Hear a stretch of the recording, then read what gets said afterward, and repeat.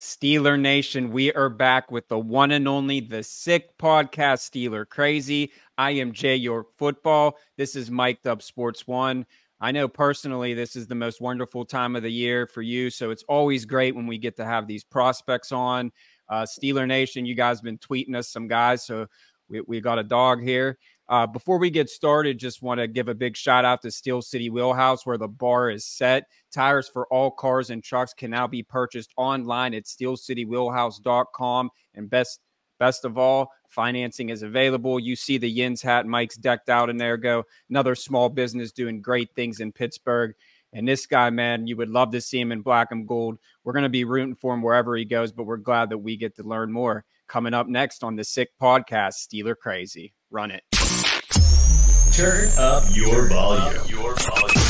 Because you're about to listen to the Sick Podcast. Steelers Crazy. Harris Smith shields. Flacco. Polamalu takes it home. Super Bowl 43. Pittsburgh might be bound for that thanks to number 43. The sickest Pittsburgh Steelers podcast. Sports entertainment like no other. It's gonna be sick.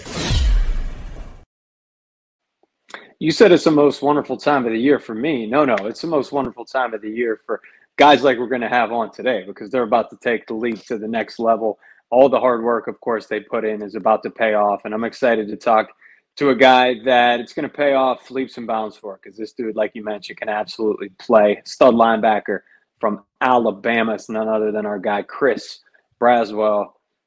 Chris, how are you, man? Doing good, man. Glad to be here. Happy to have you on. We're excited to allow you to meet the nation today, because Steeler Nation has viewers literally everywhere across not just the country, but the entire world. But let's break it down a little bit. Let's talk about what this process has been like for you just over the past couple of months, things like the Combine and Pro Day. A little bit mind-blowing. Have you enjoyed it? Has it been anxiety-riddled? I've just been enjoying this whole process. You only get this once in life, and you only get one shot to make it right.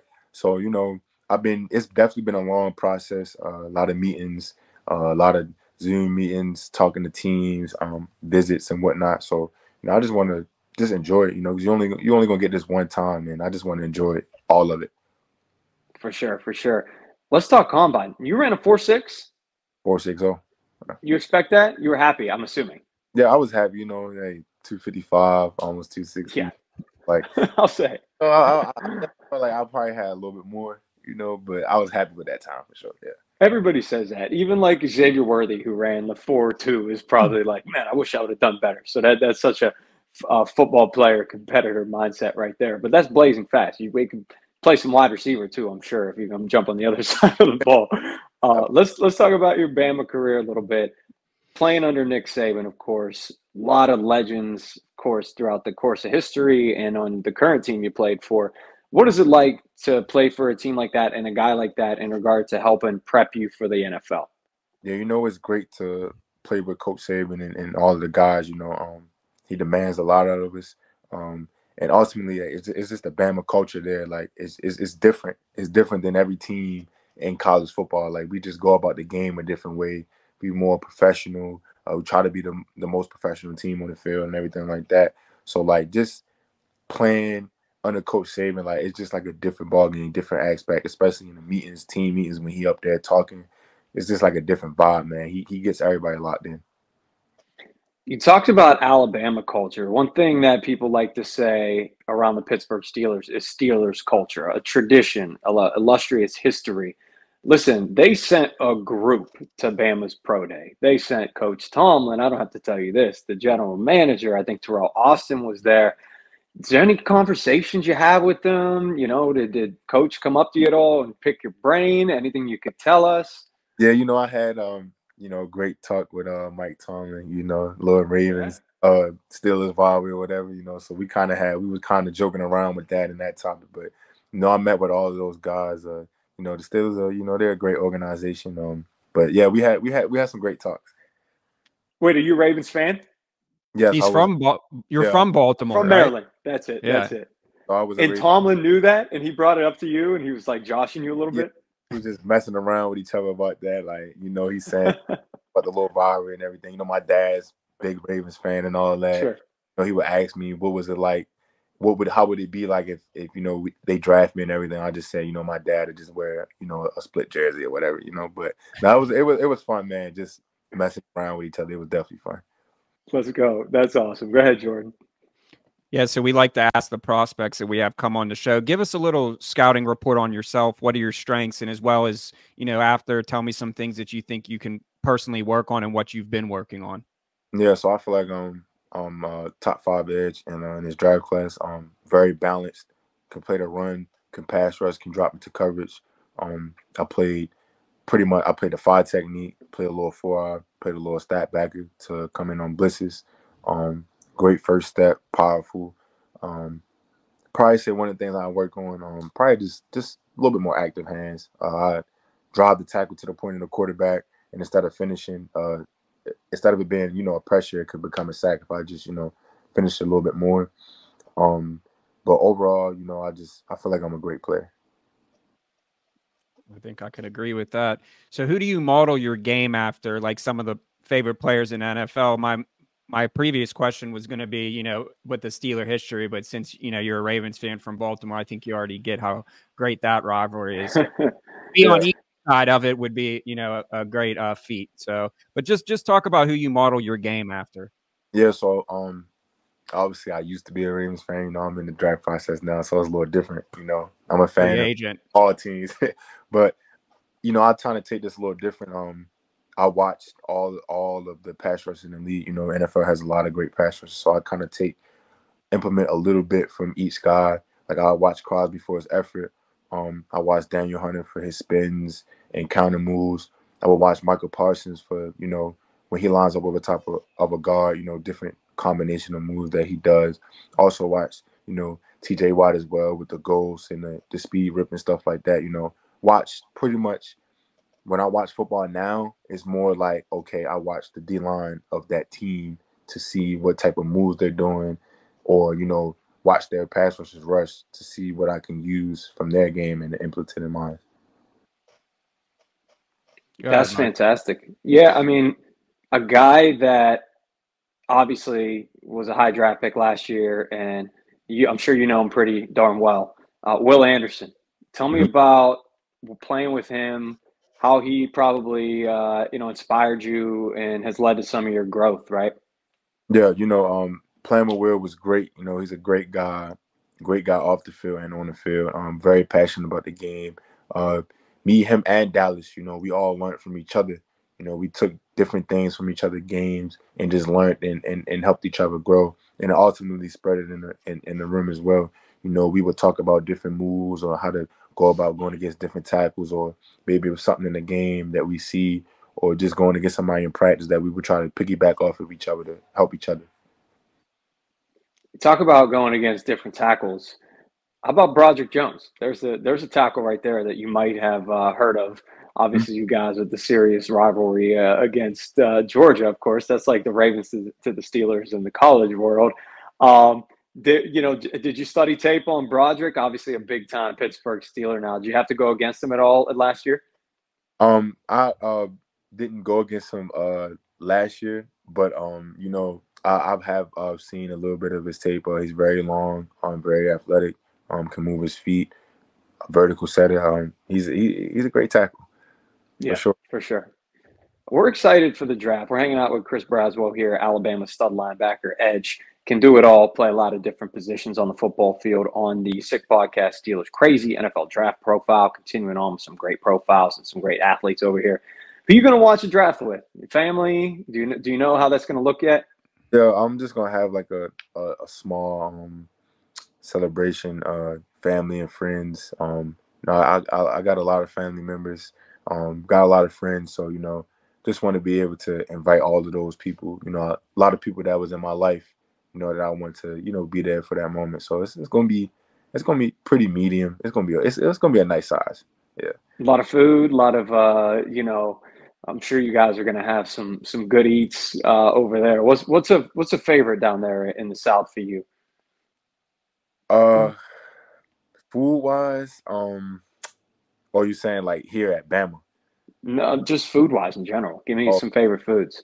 We got to know about that.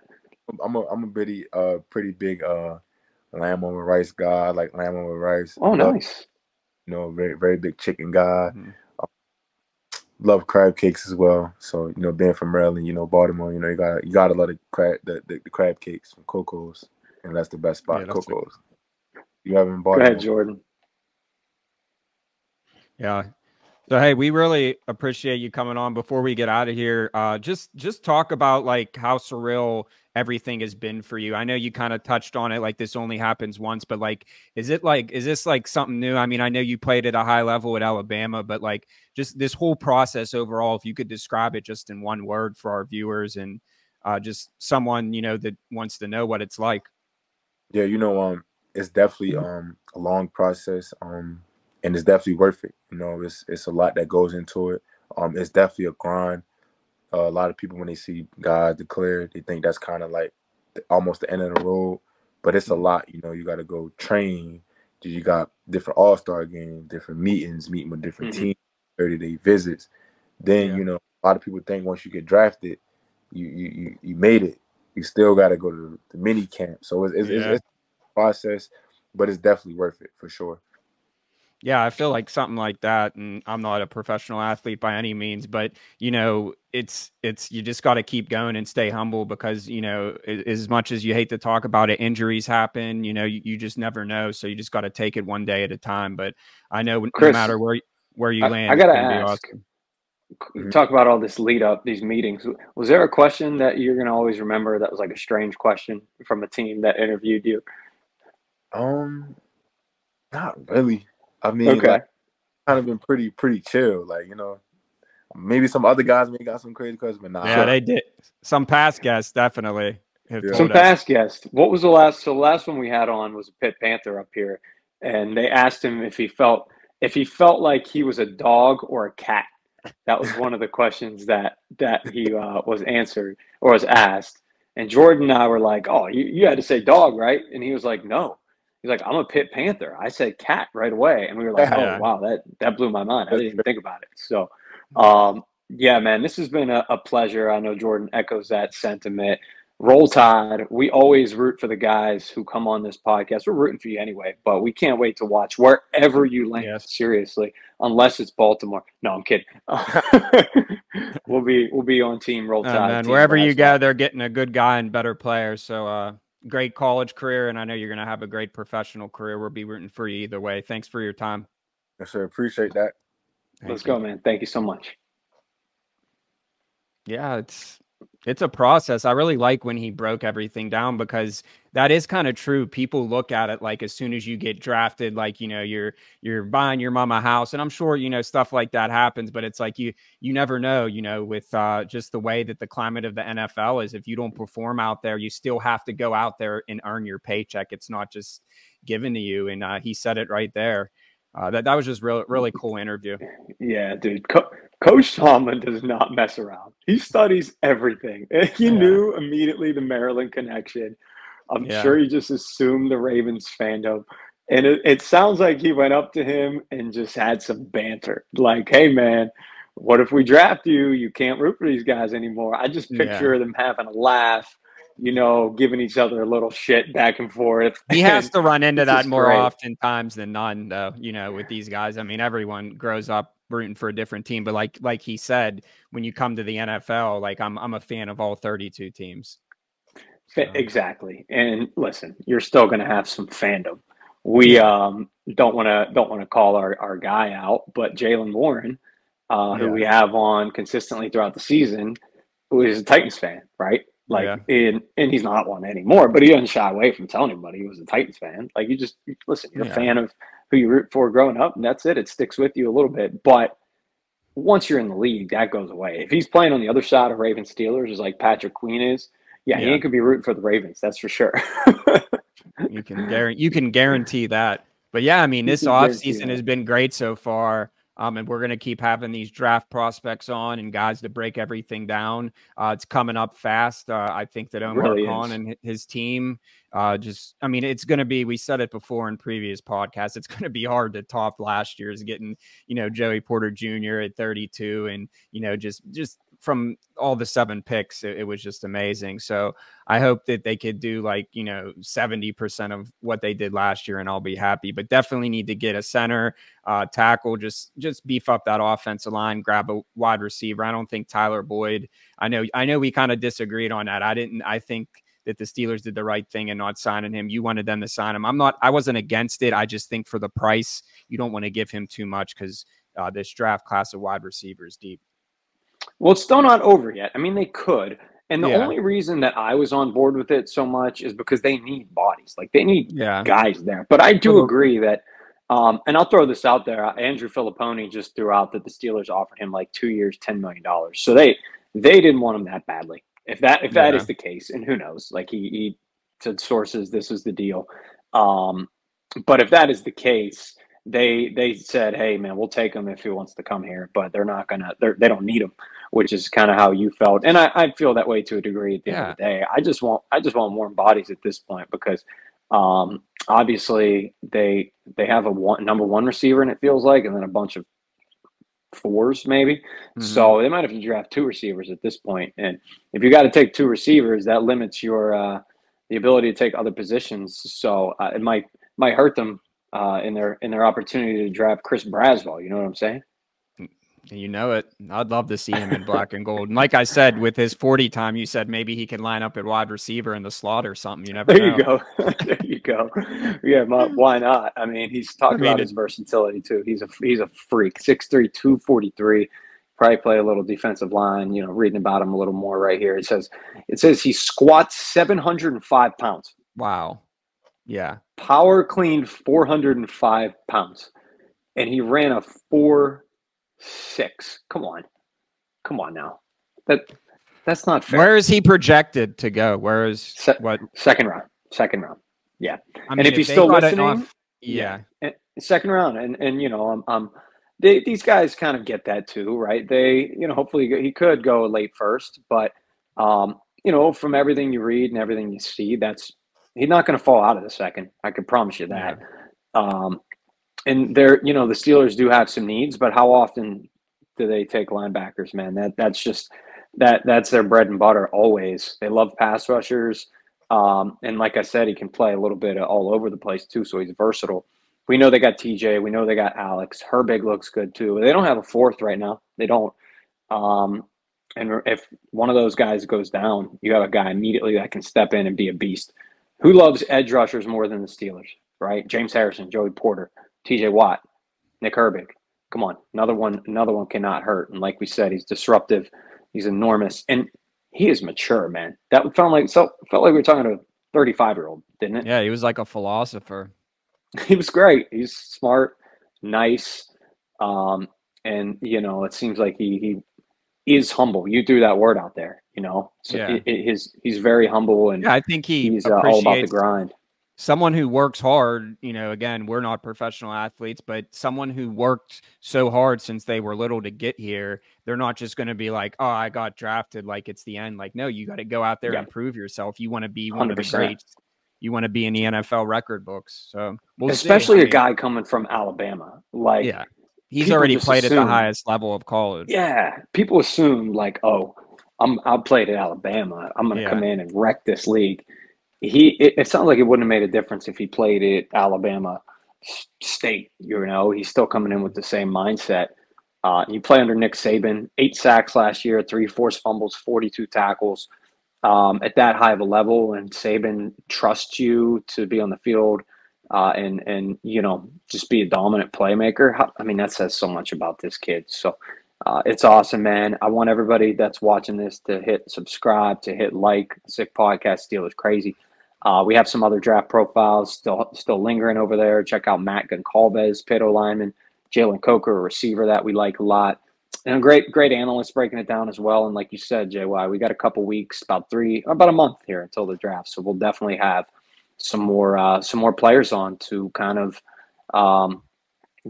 come hang out with us, break it down. And it's nice to get somebody who doesn't have a connection with the Steelers talking Steelers. And now we know he has a connection with the Steelers, though. We know. Yeah, it was funny. As soon as you asked him about Mike Tomlin, he like smiled and he was like, Mike, man. And I just feel like that's how Mike Tomlin is. If there's one thing that I'll say about Mike Tomlin, and he's definitely connects with these kids, and that's what you need to do.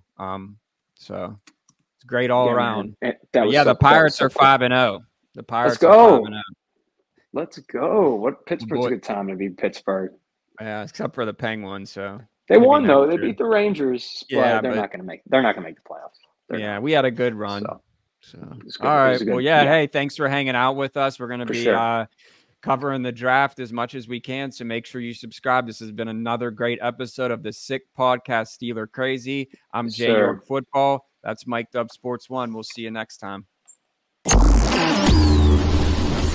And that's a wrap. Hope you don't miss us too much until next time.